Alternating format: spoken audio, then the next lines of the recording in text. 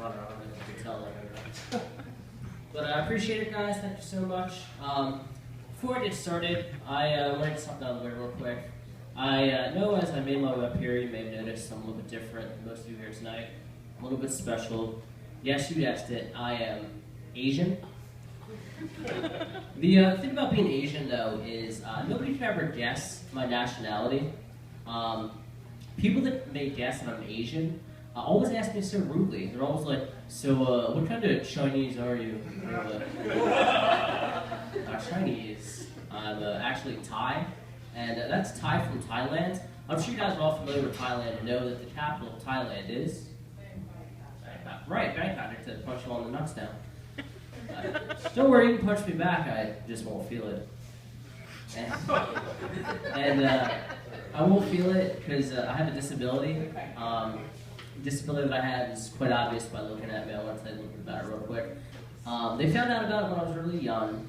Doctors consulted with me, my parents. They ran a lot of tests.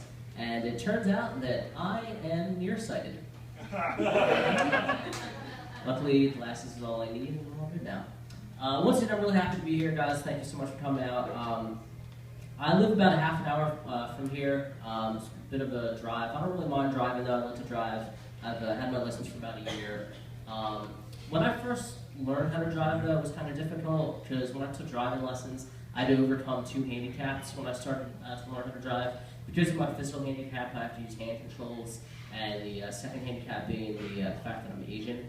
Because Asian people are terrible drivers. And when I took driving lessons, my instructor would always look at me when I messed up, and he would stare at me but would never say anything. And I would always try to act super Asian so he would feel sorry for me when I messed up. So I'd like mess up a turn, he'll stare at me, just look back and be like, "Oh, so sorry. Where's America different than back in Asia?"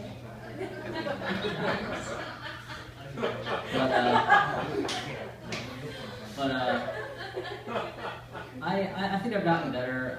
I can't really go places. I can't take my friends anywhere because all of my friends comment about how bad of a driver I am. I don't really think I'm a bad driver.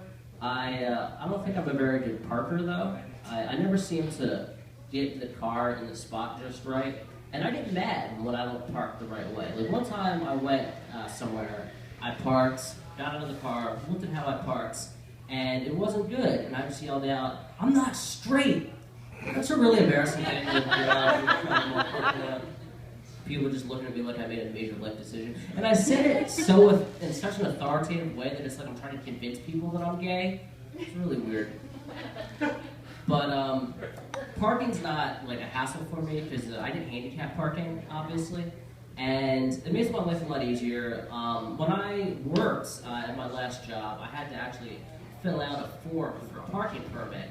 And when I filled out the form, I put at the top of the page, "needs handicap parking." So I filled out the paper, gave it to my supervisor, and later in the day, my supervisor comes back to me and is like, "Yeah, HR, is there any proof that you're handicapped?"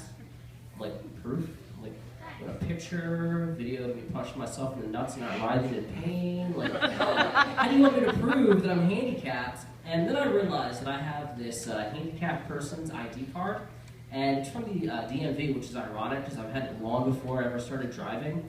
And when I'm looking at this card, I realized that there's an expiration date on this card. Why? My handicap doesn't fucking expire? Like, apparently the people at the DMV are very optimistic that a miracle is going to occur in my life before November of 2015. But I like that job. I like the people there. I was really friendly with some older women that sit near me, and they played the lottery a lot. They always talked about buying lottery tickets, and I remember they had this conversation one time, and one of the women said, "Yeah, I have my lottery tickets this weekend, girls. I'm really excited. I prayed last night for a miracle." And it got me thinking, I've been praying to God for over 20 years for a different type of miracle, and if he answers her prayers instead of mine, I'm going to feel some type of way about that. Because to me, a miracle is giving someone feeling in their legs when they don't have feeling in their legs, not matching a few numbers on a sheet of fucking paper. Let's be real. But I mentioned my friends earlier about how they tell me I'm a terrible driver. I don't have some of the smartest friends in the world. I have this one friend that didn't know that I was doing comedy, so I told him, hey, guess what, man, I'm doing comedy. And he didn't know what I meant by comedy, so I told him, you know, like stand-up comedy. And he's like, dude, you can stand up. I told him yes, and now he thinks this whole wheelchair thing is a part of my comedy act. And I have this other friend that I hung out with recently, and it was like me, him, and like 2 other people. We were all just sitting around talking, and they started to make a sexual bucket list. In case you don't know what a sexual bucket list is, it's a list of sexual acts that you want to achieve before you die. And they all had like normal male fantasies on their lists. Like one wanted to have sex with a black girl, another one had sex with an Asian, threesomes, you know, stuff like that. And it got me thinking about what my sexual bucket list would consist of. Like, number 1 would be to have feeling in my dick.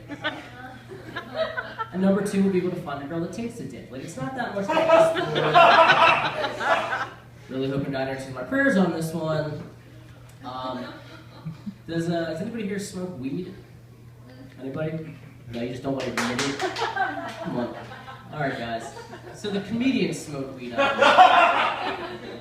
But I do. I haven't smoked weed in a really long time. If you guys have any, just let me know. But I haven't smoked in a really long time, and I think it's because I don't think anything's ever going to compare to the first time that I smoked weed.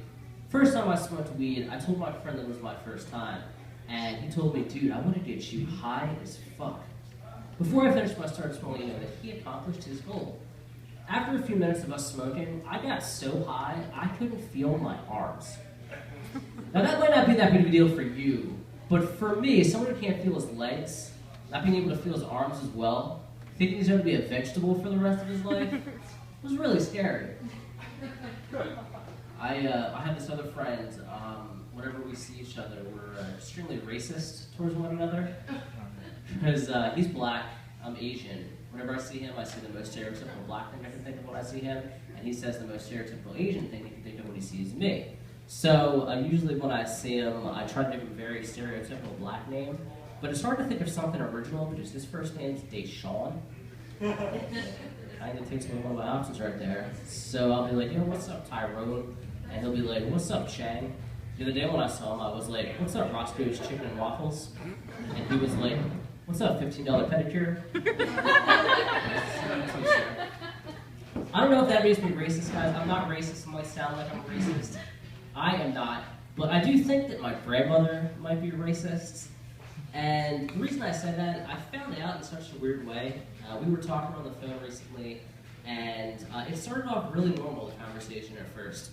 She's like, oh, Jimmy, it's nice to hear from you. Yeah, Grandma, it's nice to hear from you, too. Have you talked to your dad recently? Yeah, I've talked to him. He has a job interview, right? I was like, yeah. He's a little bit worried about the job interview, though, because the job that he has to interview for, it's in a black neighborhood. I'm like, Grandma, you just said bad neighborhood. Let's be honest, it means the same thing.